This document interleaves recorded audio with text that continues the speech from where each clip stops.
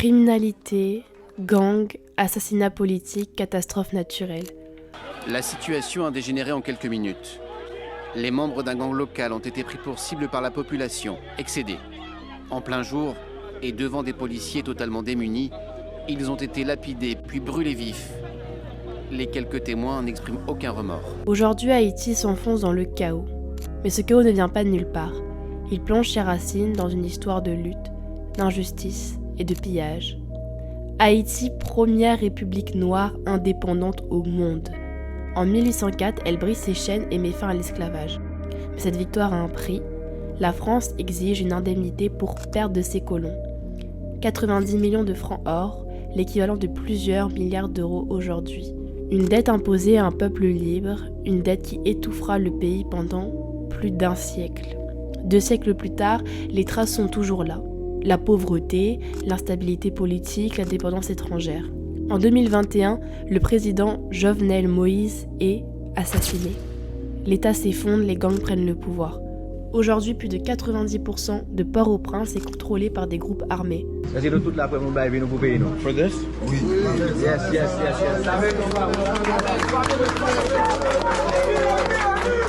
Le plus redouté, Jimmy Barbecue, ancien policier, chef du gang G9. Nous voulons Haïti tourner un paradis pour tout le monde. Sinon, nous-mêmes, groupes armés, nous faisons tourner l'enfer pour tout le monde. Ils imposent leurs lois, kidnapping, massacres, rackets. Les écoles ferment, les hôpitaux s'arrêtent. La population est livrée à elle-même. En 2024, on compte plus de 5600 morts liés aux violences et plus d'1 million de déplacés. C'est dans ce contexte que j'ai pu interviewer un Haïtien venu en France, Eberson, qui a grandi dans ce pays, qui a vécu ses espoirs, ses douleurs et ses tourmentes, et qui aujourd'hui nous raconte son histoire. Ça va, Eberson ? Ça va et toi? Ça va super. On s'était rencontrés à IPAL. Ah, IPAL? IPAL qui est... IPAL, c'est... On sait pas. On sait pas. C'est une sorte de week-end pour les... Avec les jeunes qui adorent l'art Ouais. ou qui sont des artistes aussi, ouais. C'était vraiment un week-end de ouf. Du coup, quand on s'est rencontrés à IPAL, Ouais. tu m'avais un peu parlé de toi, D'Haïti et tout, de voilà. quand tu étais venu en France. C'était Ouais. super intéressant. Ouais, Du coup, je t'ai demandé aujourd'hui de te rencontrer pour t'interviewer, pour discuter. Et tu m'as parlé d'un jeu d'échecs. Ouais. Pourquoi un jeu d'échecs ? Parce que moi, j'adore les échecs. Toi, je sais pas, j'y passe beaucoup de temps à jouer tout seul. Bon. Jouer tout seul. Donc, on va faire une petite partie d'échecs. Bon, oui. Moi, je suis pas très forte. Je connais les règles, Ouais. approximativement. En fait, mes parents, nous n'habitons pas vraiment au centre-ville, mais plutôt dans des zones avoisinantes, tu vois, autour de la ville. Au Caille, en Haïti. Oui. Et c'est là que j'ai passé presque toute ma vie, quoi. Enfin, pas Ouais. dire ça. J'ai 4 sœurs. Je suis le dernier et l'unique garçon de ma C'est famille. vrai? Bah ouais. Vivre avec 2 filles, en tant qu'enfant, en tant que garçon, en tant que le dernier dans une maison, merde. C'était pas facile. C'est pas facile, quoi. Et tu vis avec tes parents aussi? Ben oui, je vis avec ma mère et mon père, quoi. Ma mère, elle est commerçante. Ok. Et puis mon père, il est prof de sciences sociales et de français. Ce rapport que j'ai avec les livres, si c'est ça un souvenir assez positif que je peux partager avec toi, mon père, nous avons dans la maison une mini bibliothèque. Il avait beaucoup de livres qu'il avait emmagasinés pendant ses études, pendant sa jeunesse et tout, des livres qu'il avait lui-même achetés, des livres de français et des encyclopédies, des dictionnaires. Et que moi, dans mon enfance, mon père m'avait dit, bon, vas-y, ça, tu peux t'amuser avec ça, avec ces livres-là. Et moi, j'ai pas vécu genre, une enfance avec les smartphones, téléphones, ordinateurs et tout ça. C'est venu pendant que j'avais 15 ou 16 ans, probablement. Donc, toute mon enfance, il n'y avait que les bouquins, Ok. les livres. Donc, je passais pas mal de temps à lire. Parfois, je lisais. Parfois, je ne comprenais pas, mais je lisais. Tu vois, c'était tout simplement. Il y avait beaucoup de livres sur le français, beaucoup d'orthographe et tout, mais il y avait pas mal de magazines scientifiques. Il y avait aussi, je me rappelle qu'il y avait une encyclopédie qui était très intéressante, très chouette. Et j'en ai beaucoup appris en le lisant. Et je l'ai lu 2 fois. Et j'ai vécu en enfance aussi en utilisant la nuit. Les gens de nos jours, On n'arrive plus à s'ennuyer. Ouais, à s'ennuyer. Mais c'est quelque chose de très beau, quoi. Ouais. D'arriver à s'ennuyer. La nuit, c'est très beau. Tu vois, c'est ce moment où tu es là, tu t'ennuies. Et c'est là que, pour moi, c'est là que vient la créativité, le déclic. Parce que quand tu t'ennuies, le cerveau, il ne peut pas rester genre statique. Il faut qu'il réfléchisse. Il faut que tu fasses en fait, un truc, tu vois. Et ça, étant petit, tu as les bouquins, tu as la flemme de lire les bouquins. Après, tu te dis, merde, qu'est-ce que tu vas faire? Là, tu commences à observer. Tu aiguises ton sens d'observation. Tu commences à expérimenter. Tu fais des trucs. Et ça, c'était hyper important. Et je pense que ce sont les 2 choses de mon enfance qui m'ont vraiment marqué. C'est d'avoir vécu, d'avoir grandi autour des bouquins. D'accord. Aussi d'avoir su profiter de la nuit. T'avais aussi un rapport avec la nature. D'aller dans la nature.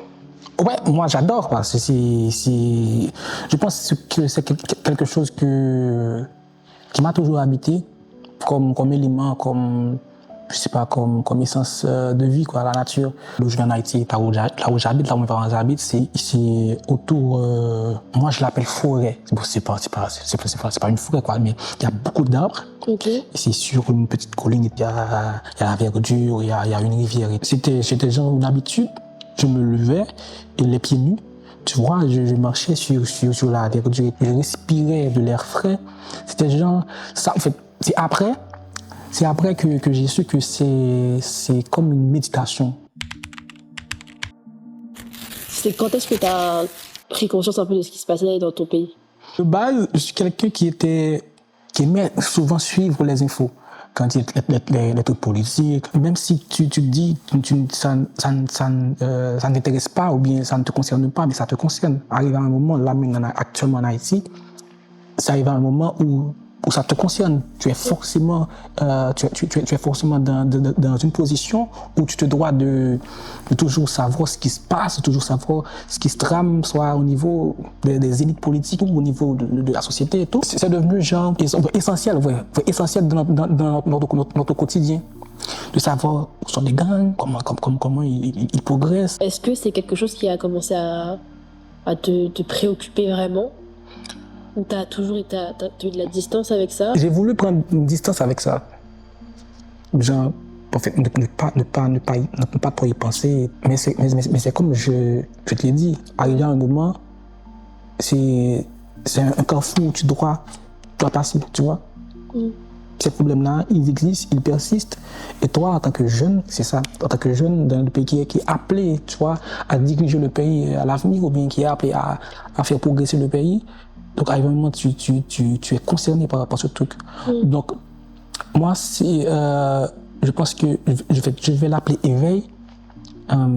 Cet éveil sur la politique m'est venu, je pense que c'est après le bac. Moi, je voulais aller étudier à la capitale, mais je ne pouvais pas. Parce qu'il y avait déjà eu des endroits qu'on appelle des territoires perdus. Ce sont des territoires qui sont contrôlés par les gangs, tu vois. Et c'est là que j'ai commencé à me poser des questions sur ce qui se passe, tu vois. Si seulement si j'avais la possibilité de franchir, tu vois, d'aller, d'étudier, ça ne m'aurait jamais habité, tu vois, ce problème-là.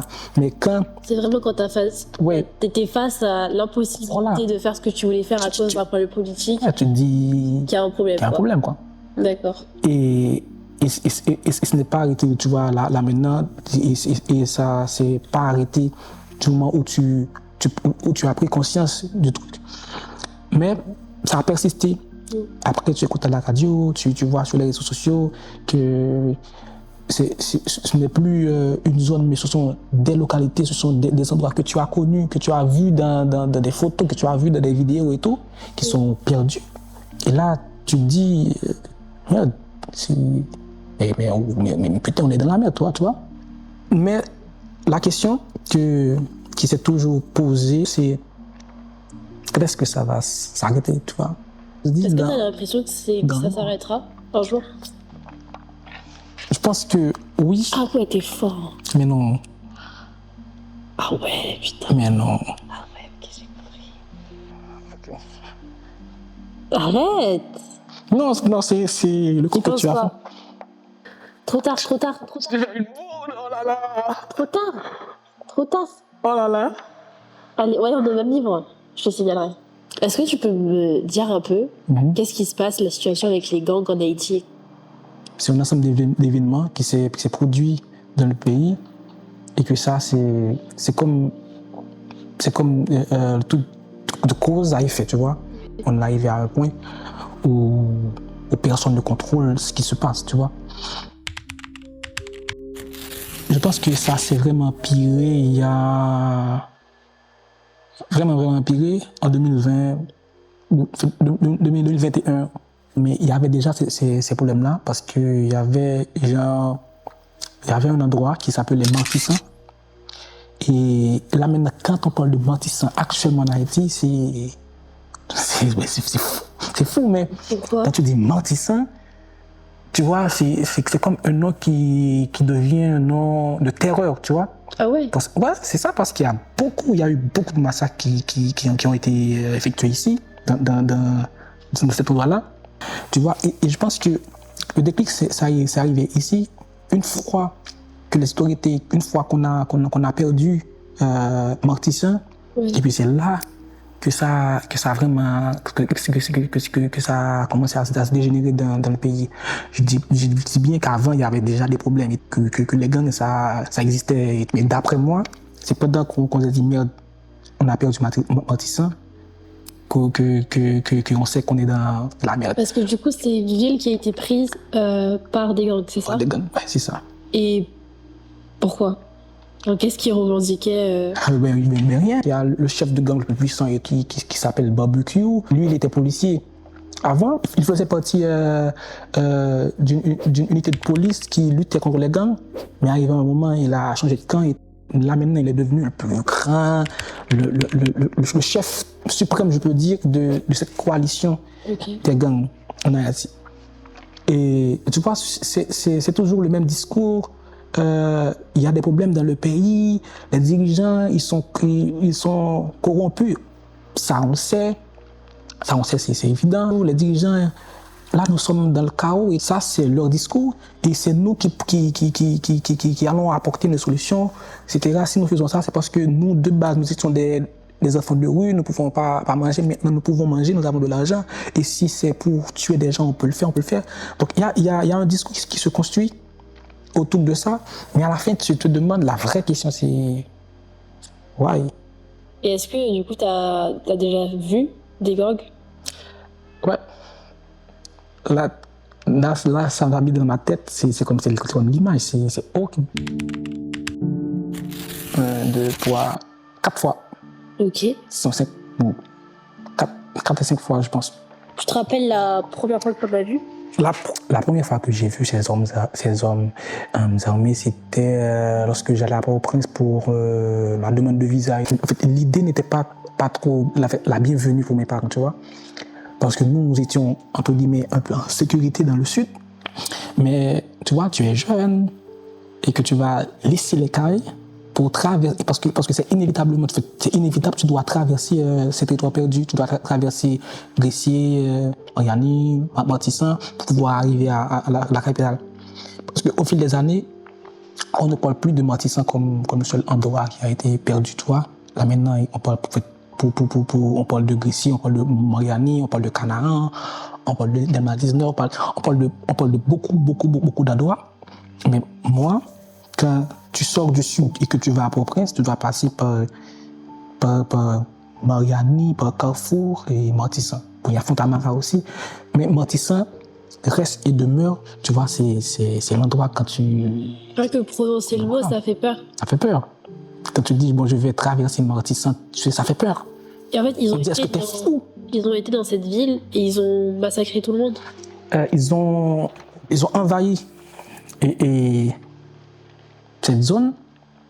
Et il y a eu des gens qui ont fui, mais il y a eu des gens qui ont été tués, il y a eu des femmes qui ont été violées, il y a eu des enfants qui ont été tués aussi.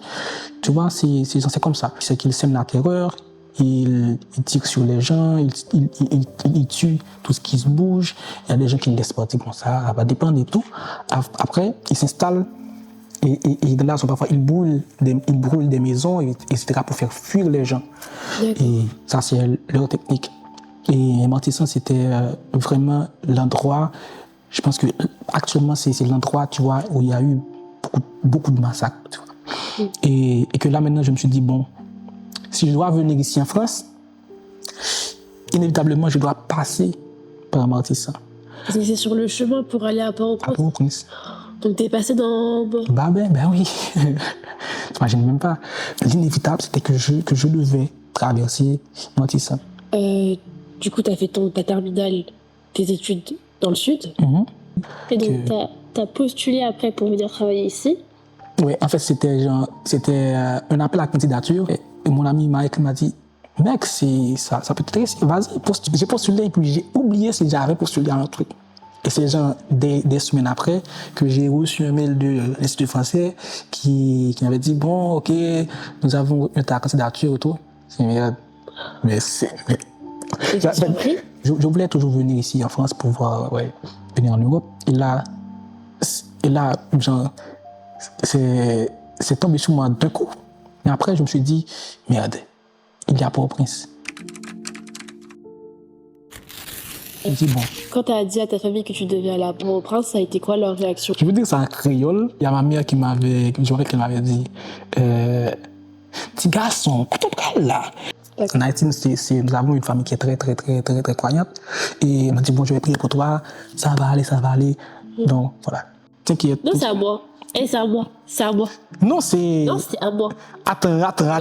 Non, c'est parce que, écoute, non, je ne triche pas. Il triche. Non, Regardez. Non, c'est elle qui triche. Non, elle va, si tu veux.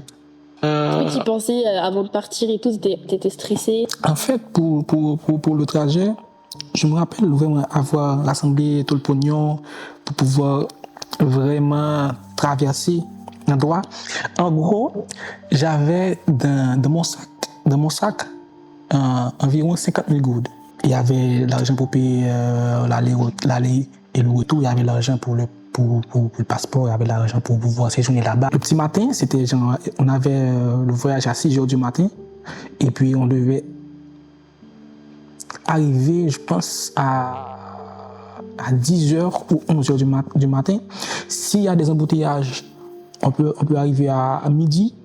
Et s'il y a des problèmes sur la route, on ne sait pas quand on va arriver, on peut arriver juste dans l'après-midi, tu vois. Et je me dis, ok, mec, vas-y. Heureusement, j'avais un ami, un pote à moi qui était déjà à Port-au-Prince, il vit à Port-au-Prince. Je lui ai dit, est-ce que tu peux m'héberger pendant une semaine à Port-au-Prince? Il m'a dit, bon, mec, t'inquiète, ça va, tu peux venir. Mais sois prudent. C'était ça le mot qui revenait sans cesse à chaque fois que je dis à quelqu'un, bon, je vais à Port-au-Prince, mec, sois prudent. J'ai souvent tendance à vraiment réfléchir à toutes les possibilités, à me faire des films. Et je me suis dit, ok, s'il y a des gens qui font ce trajet presque deux fois par semaine ou bien genre presque chaque semaine, je peux le faire aussi. C'était ça. Essayer de relativiser. Voilà, de m'encourager aussi à consolider cette décision. Oui. Et là, j'ai pris le bus. Le bus est parti. Et je me suis dit, bon, ça commence le voyage. Nous sommes arrivés à Petit Goâve. Petit Goâve, c'est pas trop loin de Léogane. Et Léogane, c'est pas trop loin de Grécy. J'étais genre à 2 communes environ de Mortis, en fait, de là où commencent les territoires perdus. Tu vois? Tu disais, ok, là je peux être en danger, il peut m'arriver quelque chose. Ouais, je sais. Tu y pensais ou pas du tout? En fait, j'y pensais pas trop. Tu vois, parfois, et je me dis, ok, tout va bien se passer. Je vais traverser en bien et puis c'est fini. Parfois, il y a ce côté qui te dit, mais ce sont des bandits, s'il y a quelque chose qui se passe mal. Et parfois, il y a ça, il y a des pensées assez négatives qui viennent dans ton esprit. qui essaie de te perturber un peu, mais nous avons laissé Petit Goave, nous avons laissé Léogane. Là, après Léogane, nous sommes presque arrivés à Gressier. Là, on commence vraiment les problèmes et tout. Le chauffeur a ralenti le bus, et c'est là qu'il a dit, bon, là maintenant, nous allons arriver à Gressier, que tout le monde se taise, qu'on élève nos écouteurs, on ferme tout. Il a dit qu'on reste silencieux, qu'on ne filme pas tous les appareils téléphoniques, vous éteignez tout ça. C'était genre silence de mort, tu vois. On ne filme pas. Parce qu'on va traverser. Et c'est genre le trajet pour traverser de Gressier à Matissan. Logique, en fait, normalement, c'est 46 minutes ou 1 heure de temps et demi, probablement. Bon, ça dépend. Ça dépend des embouteillages, ça dépend des lieux de péage. Nous tous, dans le bus, nous savons que les 2 prochaines heures, ça ne va pas être vraiment une partie de plaisir. Quand le chauffeur a dit cela, j'ai senti vraiment, et j'ai commencé à avoir peur, quoi. Oui. Je me dis, merde, c'est pas un rêve, ça y est, tu y es, c'est là. Ça, c'est réel, tu vois, c'est le moment que tu attendais, entre guillemets, et que là maintenant, tu peux pas faire demi-tour, tu vois, on fonce. Le mec, c'est celui qu'on appelle l'agent marketing. Il a ajouté, ne craignez rien, juste si vous respectez les principes, ce qui était évident, et rien ne va vous arriver. Mais je ne sais pas s'il l'a fait exprès. Il a dit, le seul truc qui est assez bizarre et qui peut vous arriver, c'est qu'il y a 1 ou 2 ou des bandits qui peuvent monter le bus et choisir au hasard une personne. Les bandits là, ils prennent cette personne. Après, tu n'entends plus parler. C'est pas soit il tue la personne, soit je sais pas. Le chauffeur vous a dit ça? Non, c'est l'agent marketing qui nous a dit ça. Ok. Bon, comme lui, il connaît la route, il connaît, tu vois, ce mouvement-là, on s'est peut-être dit qu'il avait raison, mais ce n'est pas seulement lui qui avait ce discours. C'est un discours qui est propagé partout, tu vois. Même bien avant de monter dans le bus, tu vois, il y avait tout ce schéma dans ma tête, tout, tu vois, c'est une conduite à tenir pour pouvoir rester en sécurité. C'était horrible, je l'avoue, de penser genre comme ça, mais je pense que cette situation nous amène l'homme à nous dépouiller de notre humanité. Je repassais, j'empruntais encore la route pour reprendre, c'est que là, je voyais Gressier, ça m'a fait un choc, quoi. C'était une ville. Gressier, c'est le nom de la ville. Et c'était vraiment déserte comme zone, vraiment déserte. Tu voyais les maisons qui étaient abandonnées, qui sont délaissées, des carcasses de voitures brûlées, qui ont été brûlées par les bandits. Il n'y a pas de vie. C'était comme si c'était une ville fantôme. Pas de vie, tu vois, il n'y avait rien. Mais pourtant, les bandits étaient là, cachés dans les maisons et tu ne les voyais pas. C'est une zone qui a été prise par... Bah oui. D'accord. Là, maintenant, nous commencions à traverser ces territoires perdus. Et puis, le bus s'est arrêté une première fois. Tout le monde était paniqué. Pourquoi le bus s'est arrêté? Et là, c'est là que j'ai vu deux gamins, je peux dire. Je pouvais les donner genre 17 ans, 18 ans au maximum, qui étaient cagoulés, qui avaient, je peux dire que c'était 2 fusils d'assaut, parce que ce ne sont pas des 9 mm, des armes que tu peux, genre petits et tout comme ça, là. Des gamins, t'as dit? Des gamins de 17 ans, 18 ans probablement. Wow. Comme dans mon âge. Ils étaient très jeunes, très très jeunes. Tu vois, des fusils d'assaut sont des fusils que je vois que dans des films de guerre, oui. Tu vois. Et tu les as vus en dehors ou En dehors, là, ils étaient assis parce qu'il y a plusieurs points de péage. Pour traverser ces territoires-là, il faut payer. Les bandits, ils mettent des points de péage. Tu paies une somme d'argent. Tu traverses, tu vas là-bas, tu paies à nouveau, okay. Jusqu'à ce que tu arrives à Matissan. Tu paies une grosse somme d'argent, après tu peux passer. Si tu ne paies pas, tu ne passes pas, mais si tu ne paies pas, on peut te tuer. Le chauffeur a pris 2 billets, en fait, un billet de 1000 gourdes.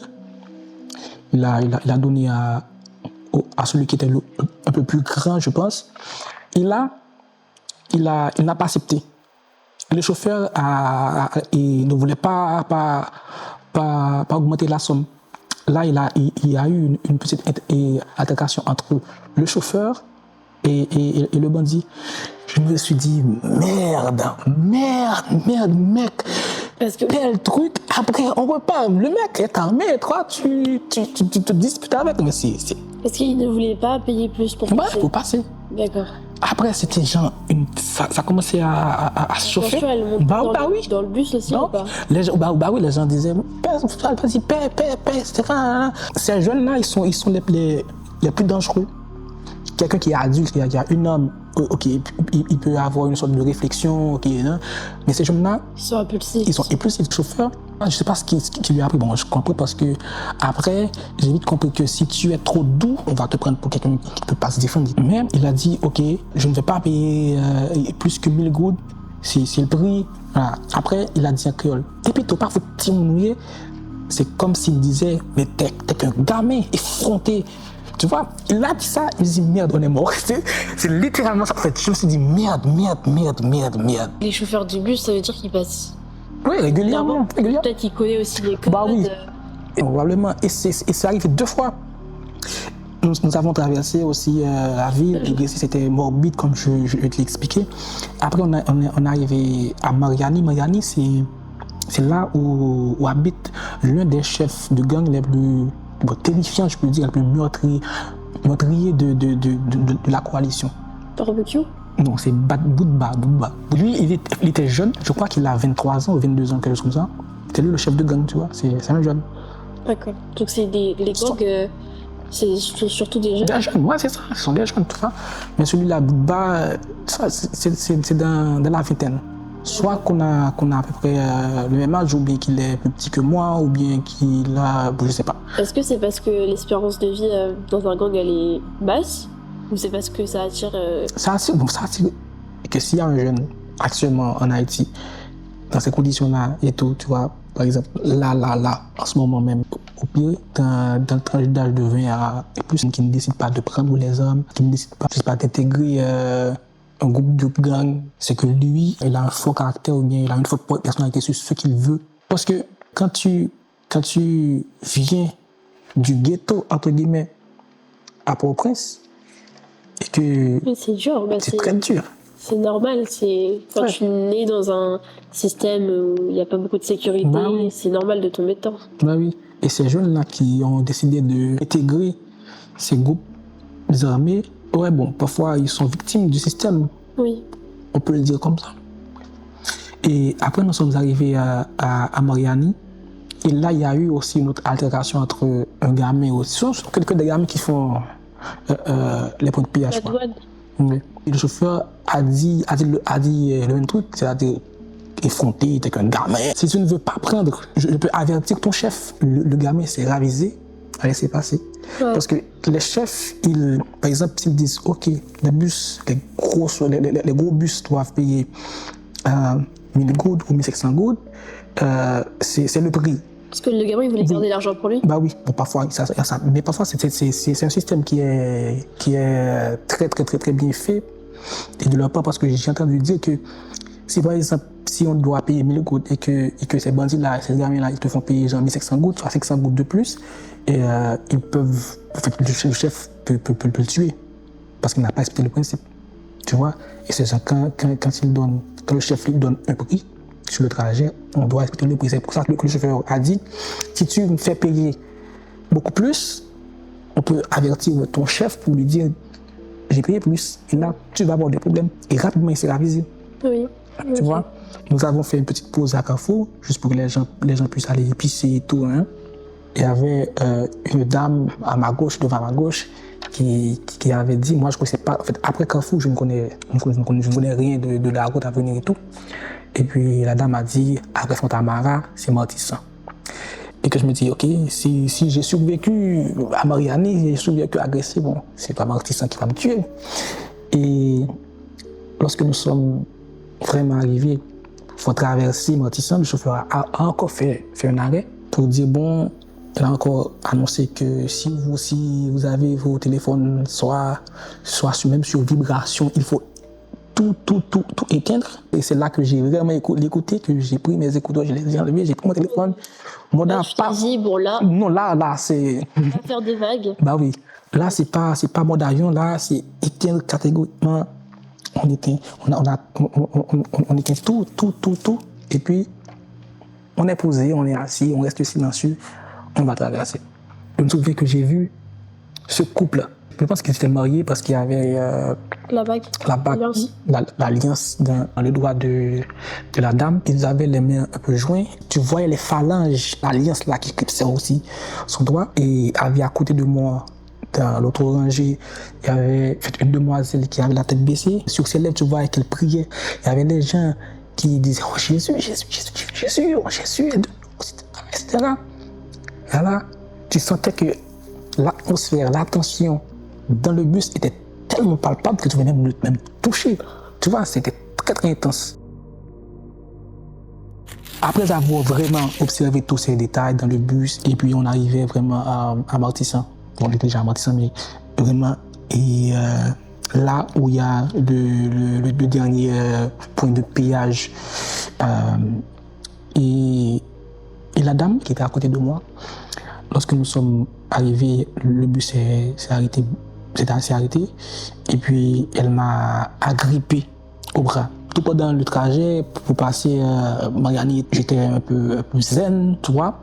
Je me suis dit, bon, ça va aller. Je sens que j'avais pas trop peur. Oui. Il y avait la peur vraiment de traverser Martissan, mais ça allait, c'était OK. Mais c'est quand la dame m'a vite agrippé que j'ai sursauté, puis j'ai paniqué, j'ai vite paniqué, quoi. Après, j'ai vite compris qu'elle avait vu quelque chose. Comme elle était tout près de la fenêtre, alors j'ai jeté un coup d'œil. Et c'est là que j'ai vu une dame par terre, gisant dans une marque de sang. Je pense que c'est son propre sang. Et c'était vraiment, la scène, c'était tellement réel, en fait, bon, c'était réel, quoi. Et que j'ai eu vraiment 10 secondes, 5 à 10 secondes de figé, tu vois, figé en regardant la dame par terre. Et j'ai encore regardé à la fenêtre pour voir le corps. Et c'est là que je l'ai regardé longuement. Et c'est là que, en regardant le corps, en regardant la marque de sang, en regardant le sang qui coulait de la dame, je pense qu'elle a été fraîchement tuée parce que le sang coulait toujours. Et puis il y avait les projectiles, tu vois, qui étaient, pas les projectiles, il y avait les douilles qui étaient par terre. Et là, elle était un peu corpulente aussi. Elle était par terre et sur sa face, tu vois. Donc, et c'est là que je me suis, c'est là que je me suis dit, yo, mais c'est réel, ça existe. C'est pas un film que tu vis là, ça c'est réel. Et tu vois, et c'est là que tout ça, toutes les réflexions sur ce qui se passe en Haïti, toutes les réflexions sur la vie, sur les besoins de la vie et tout, mais tout ça me sont tombés dessus sur l'instant. Et là, j'imagine déjà cette femme qui avait probablement des enfants, avait un mari, et imagine, tu t'imagines cette femme qui sort de sa maison, qui probablement va soit aller acheter des marchandises ou bien va aller revendre des marchandises. Et cet enfant bon, probablement, elle n'a même pas vu ses enfants avant son départ. Et là, elle est morte. Elle a été tuée. Et elle ne pourra plus jamais voir ses enfants, ses enfants ne pourront plus jamais la revoir. Son mari, s'il en avait un, ne pourra plus jamais la revoir. C'est genre une famille qui est subitement décimée, brisée. Tu vois, et ça, c'était pas quelque chose que j'avais entendu, mais quelque chose que j'avais l'habitude de voir ou bien et de regarder sur les réseaux sociaux ou bien dans les journaux. Là, c'était réel, là, c'était devant moi. Et c'est là que j'ai pris conscience, vraiment prendre conscience que c'est pas une partie de plaisir ce qui se passe vraiment à Port-au-Prince. Il y avait devant moi ce corps-là, étendu par terre. Un corps sans vie, un corps qui, des heures auparavant, un corps probablement de la matinée, qui avait plein de vie, qui avait plein de rêves, qui avait plein de tout, mais c'est un corps sans vie qui a été tué par un homme. Tu vois, il n'y a pas vraiment une raison assez valable. Mais il n'y a pas de raison pour tuer quelqu'un, tu vois. Et là, c'était par terre. Et c'est là que je me suis dit que ce n'est plus ce film, il n'y a plus l'excitation.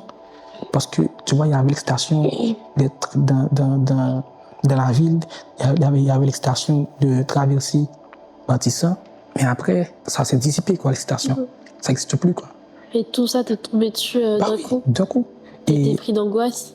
Ouais, c'est ça. Et je me rappelle que j'avais les mains moites. Ouais. Et moi, il y avait mon sang qui se glaçait là, mais tu vois, même pas là, tu vois, il y a ça aussi, les extrémités de tes doigts qui sont très froids. Et que c'était, sur le coup, j'avais ce qu'on appelle fait une crise de panique, mais mieux étouffée. Et je pense que sur le coup, ça, j'ai fait genre une crise, ouais, sur ça, en voyant ce corps. Et là, c'est pas les vacances, ce ne sont pas les vacances ce sont pas des jours de vacances que tu vas faire à Port-au-Prince. C'est affronter, mais c'est côtoyer la mort au jour le jour, tout ça, toutes ces réflexions me sont venues sur le coup. Et je me suis dit, merde. Et c'est trop. Il y avait un moment où je me suis dit, bon, c'en est trop. Est-ce que je vais y arriver? Et puis après, c'est là que j'ai vu, sortant de partout, beaucoup d'hommes armés. Ils étaient 6 ou 7. Ce n'étaient plus des gamins, mais c'était des gens, des hommes, probablement dans la trentaine, quarantaine éventuellement, parce qu'il y avait un vieux, probablement cinquantaine, parce qu'il y avait vraiment un vieux. Et parmi eux, vraiment lourdement armés.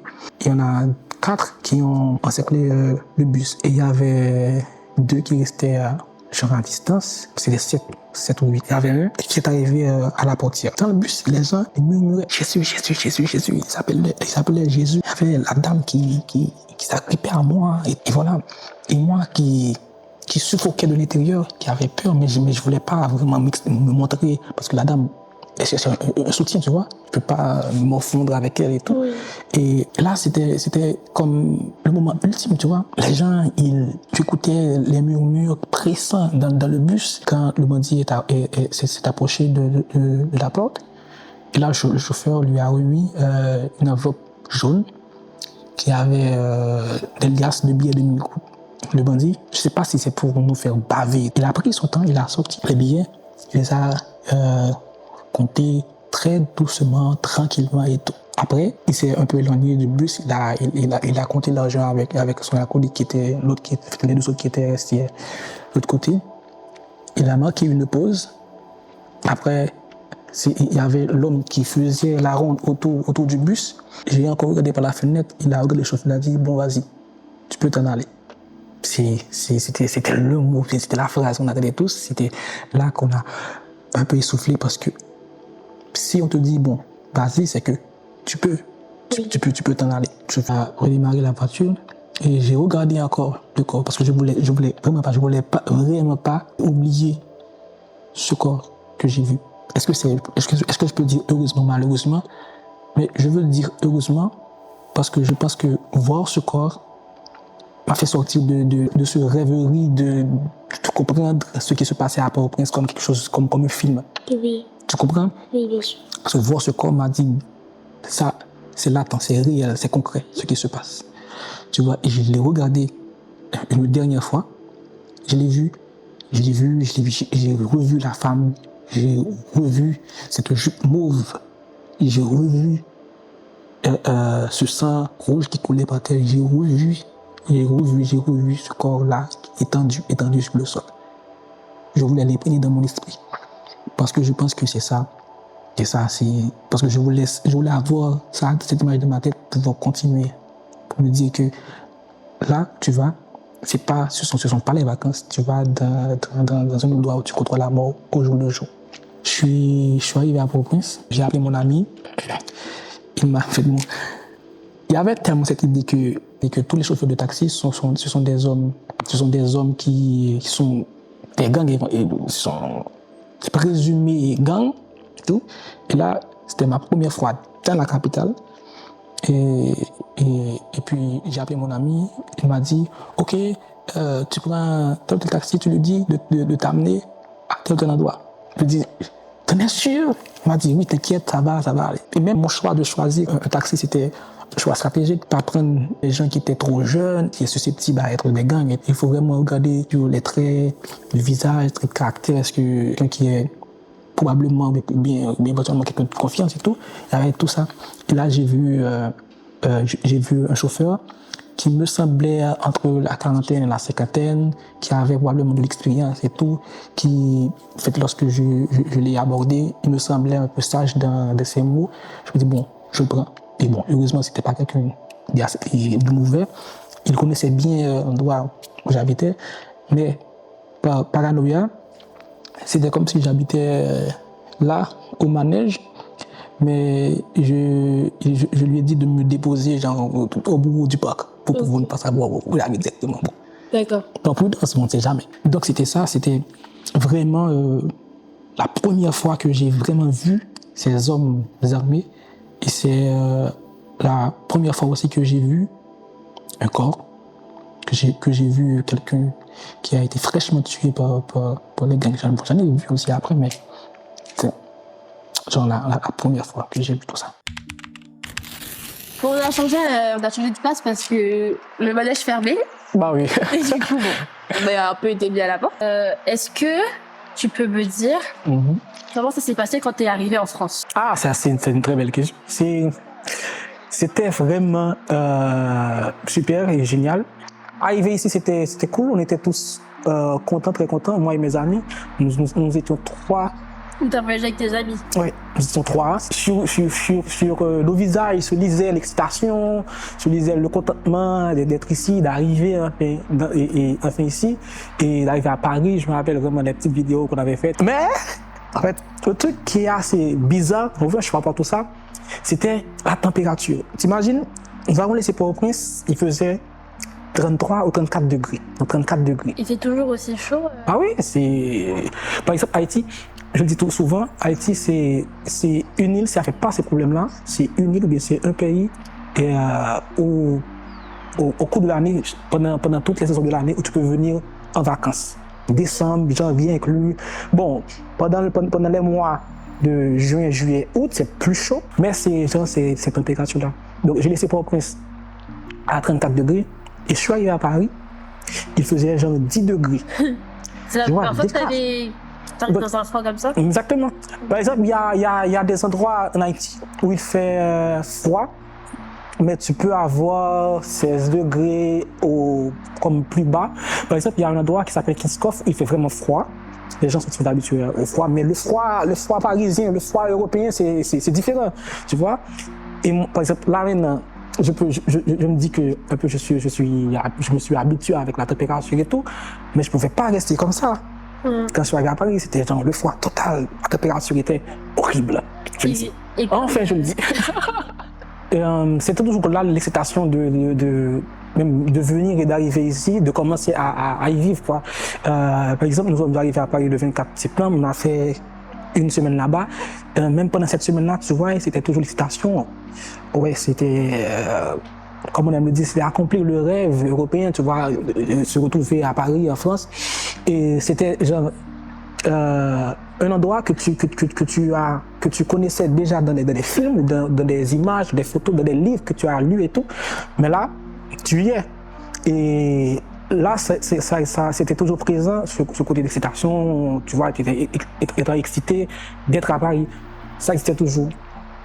Mais est-ce qu'il y avait il n'y avait pas de négatif pendant les premières semaines, en fait, mes premières semaines en France. Il y avait aussi ce côté avec la Tour Eiffel. Quand des étrangers ils viennent en France, bien à Paris, ils vont toujours voir la Tour Eiffel. Bon, oui, on avait envie de voir la Tour Eiffel. Mais lorsque j'ai vu la Tour Eiffel, moi, ça m'a fait genre, j'avais 2 réactions. La première réaction, waouh, c'est imposante comme tour, tu vois, et c'est majestueux, tu vois. Mais après, ça m'a fait une deuxième réaction, et c'est merde. C'est nous qui l'avons payé ça, cette tour. Tu vois? Est-ce que tu peux nous raconter un peu l'histoire de la Tour Eiffel?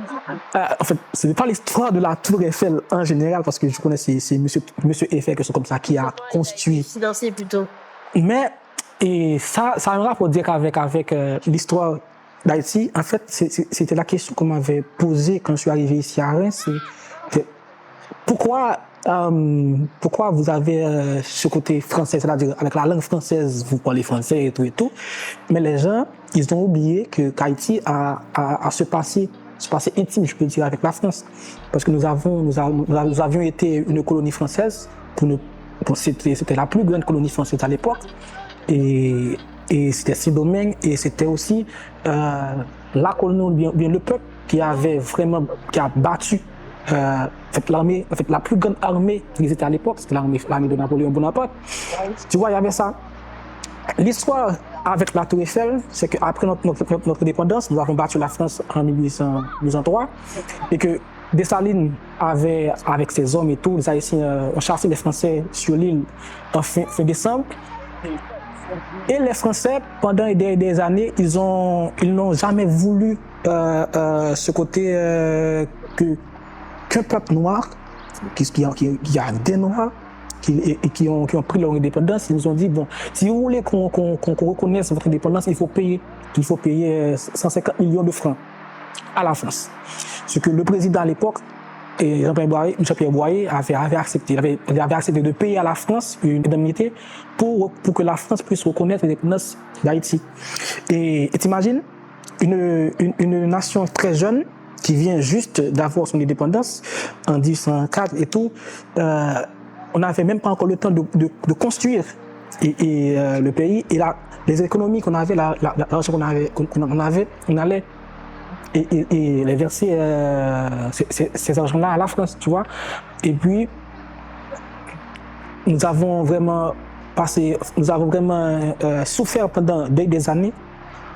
Il y a eu beaucoup de choses de toute politique qui a vraiment marginalisé le peuple, les présidents qui ont succédé après, tout ça pour pouvoir payer la dette française. Et l'argent, cet argent-là, pour la dette de l'indépendance et tout, c'est cet argent qu'on a pris pour financer la construction de la Tour Eiffel. Donc c'est l'argent d'Haïti qui a financé la construction de la Tour Eiffel. C'est dingue que personne ne connaît cette histoire. Non, personne ne connaît cette histoire. En fait, c'est pas une, ce n'est pas vraiment arrivé qu'uniquement à Haïti comme nation, mais à tous les autres pays africains. Il y a beaucoup d'histoires qui ont été soit cachées ou bien qui ont été oubliées exprès probablement par les autres Européens et tout, parce que ça montre un passé assez sombre. Lorsque j'ai regardé la Tour Eiffel, il y avait, comme je l'ai dit, il y avait ces deux positions, ou bien c'était la première, ouais, c'est très beau comme monument, et après il y avait ce côté. C'est comme qui a payé la Tour Eiffel. Ouais, c'est ça. Et puis on peut dire que c'est le poids de cette dette. C'est ce poids-là qui a pesé sur Haïti qui fait qu'on est dans cette situation-là. C'est une grande partie à cause de ça. Donc, tu vois le paradoxe, tu vois. Moi, je suis pas mal l'actualité. Et c'est vrai que l'Haïti, c'est un pays dont j'entends très, très, très rarement parler, tu vois. Pourquoi est-ce que tu penses que les gens, ils sont pas forcément au courant de ce qui se passe? Je pense qu'il y a plein de gens en France qui sont pas au courant de ce qui se passe en Haïti parce qu'ils n'ont pas l'information, qu'on n'en parle pas. Pourquoi tu penses qu'on n'en parle pas? Moi, je pense que c'est une question qui m'habite aussi, bon, que je réfléchis assez souvent. C'est pourquoi on reste muet par rapport à ce qui se passe en Haïti. Pourquoi on reste silencieux et pourquoi, je sais pas, le comité, je sais pas, les organisations, bien les autres nations, soit européennes ou bien si j'écris aussi les États-Unis et tout, même si eux ils savent ce qui se passe, mais pourquoi ce silence qui est très pesant sur ce qui se passe et en Haïti, on n'en parle pas. Et moi, je pense que il y avait quelqu'un, je sais pas si c'est pas un écrivain qui avait dit cela, et j'ai oublié toutes les rêves passées, désolé, qui avait dit qu'on nous fait payer, même jusqu'à présent, cette bataille qu'on avait gagnée, qu'on nous fait toujours payer. C'est même si on a fini par payer à la France la dette de l'indépendance dans son intégralité, mais on nous fait encore payer cette dette mais pas par l'argent, mais pas parce qu'ils nous font subir, enfin, tu vois. Et c'est comme si on a osé être libre, on a osé lutter pour la liberté, mais on le paie. On le paie, c'est rageant, c'est frustrant, tu vois. Et ce n'est pas uniquement la France, c'est les autres grandes puissances, tu vois, qui ont vraiment une mainmise sur ce qui se passe en Haïti, et ils restent silencieux. Et je pense que tu vois, c'est comme quand tu as un feu et que tu attises le feu au fur et à mesure pour que le feu ne s'éteigne jamais. Tu vois, c'est ça ce qui se passe. En Haïti, c'est comme un feu brûlant, mais dans le sens mauvais. Tu vois, mais qu'on attise, qu'on veut garder, et puis après on brûle jusqu'à plus finir, tu vois. Est-ce que pour l'avenir, tu te vois dire en France ou tu te vois repartir en Haïti? C'est la grande question. La grande question. C'est une très très belle question. Très très belle question que tu me poses là. Ah là. Non, c'est dur. Enfin, c'est pas dur. Parce que moi de base, j'ai encore ce rapport avec Haïti. Pas seulement ce rapport que je suis haïtien, que j'ai vécu là-bas et tout, mais je pense d'une façon ou d'une autre, même si nous sommes loin, il y a cet enracinement avec cette terre qui nous fait ressentir ce besoin d'avoir une proximité, soit de toucher la terre, de respirer l'air en Haïti, tu vois. Il y a toujours ce rapport physique que moi j'ai avec Haïti. Et il y a ce rapport historique, ce passé historique que moi j'ai avec ce pays. Et en revanche, j'habite toujours une pensée exploratrice, c'est-à-dire quelqu'un qui aime visiter d'autres endroits, quelqu'un qui n'a pas peur d'aller en Australie tout seul, qui s'il trouve la possibilité, je vais même s'il y a beaucoup d'animaux et tout, ça me plaît, tu vois, quelqu'un qui peut, si on te dit, vas-y, tu vas aller en Amazonie, dans la jungle, est-ce que tu en as envie de passer un moment là-bas? J'irai, tu vois. Donc ça me donne un côté que j'ai pas trop de problème de vivre n'importe où à travers le monde. Tu vois, mais je dirais toujours que il y aura un moment où par exemple, si on fait le cercle, il y aura un moment où on arrivera à un point où je dois vraiment aller là-bas, niveau là-bas. Du coup, vivre ici en France, vivre ici en Espagne, en Europe, ou en Amérique, ou en Australie, je ne sais pas où c'est, ça ne me dérange pas, c'est pas un problème pour moi. Pour toi, ton centre, ça restera Ouais, ça restera en Haïti, tu vois. Ouais, c'est ça. Je comprends. Quitte à explorer d'autres choses avant. Ouais, tu vois. Même si on fait 5 ans en Haïti, après on fait 5 ans ici, on fait 10 ans ici, on fait 10 ans en Haïti, tu vois. C'est pas un problème. L'un n'empêche pas l'autre. Ouais, c'est ça. Merci beaucoup. Mais de rien, c'était très super. Tu as partagé tout ça, c'était super intéressant. Ouais. Et je te souhaite beaucoup de courage pour la suite. Et j'espère que tu vas voyager, retourner en Haïti. Bah ouais. J'espère que ça se passera bien quand tu seras en Haïti. Ouais. On espère aussi, qu'il y aura genre une amélioration dans... Bon, c'est comme je te l'ai dit, c'est une phrase qu'on aime dire pendant des années, qu'on espère qu'il y aura une amélioration dans les prochains mois, les prochaines semaines, les prochaines années. On est genre 6 ans que ça a empiré. Mais moi j'espère vraiment qu'il y aura vraiment une amélioration, qu'un jour on sera pas contraint d'avoir cette peur de retourner ou bien d'aller ou bien de vivre là-bas, qu'avec joie, on vit avec joie, on peut faire l'aller-retour et tout à travers les autres pays et tout. Donc c'était super. Yes. Est-ce que tu peux me dire comment on dit au revoir en fait?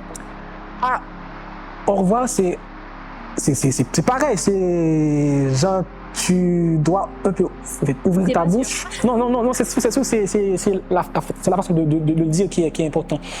C'est au revoir. Au revoir. C'est au revoir, en français, là tu fermes ta bouche. Non, je vais pas le faire parce que j'ai l'impression d'être... Non, au revoir.